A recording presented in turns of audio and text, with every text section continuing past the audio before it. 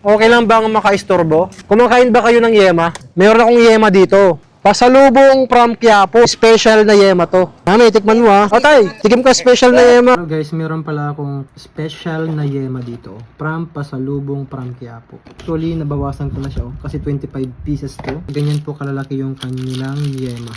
So ganyan po siya. Masarap po siya guys, promise. Masarap siya. Ako mismo nag-enjoy na kainin tong yema na to.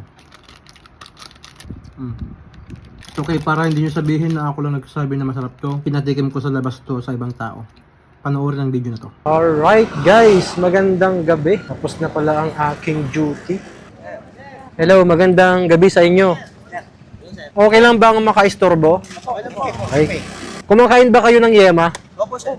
Ikaw mami, kailan ka huling nakatikim ng yema? Lagi-lagi akong kumakain, sir. Paborito ko yung lalo na pagtapos kain. Oh, ito ha. Meron akong yema dito. Sabi ko kasi masarap. Para malaman ko kung totoo, dapat ipatikim ko sa ibang tao, di ba? Ito yung yema na sinasabi ko. Pasalubong from Quiapo ang pangalan nyo. Special na yema to. Mami, tikman mo ha. Kasama sa tinapay. Yan, tikman mo. Sir, O tay, sir, eh. tikim ka special na yema. Yan. Yan. Yan, tikman nyo ha. Oh. Special na yema yan.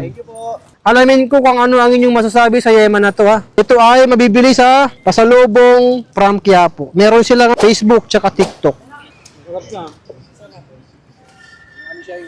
Hindi ba ano sa ano, mangin sa Tapos masarap, malasa. Sakto lang yung ano niya, yung Kumbaga, hindi siya yung agad-agad maumay ka, di ba? Oh. 25. Dahil nasarapan kayo, baka mabitin eh. Oh, tag-isa pa kayo. Di ba tayo masarap? Oh, nay. Sarap siya, di ba?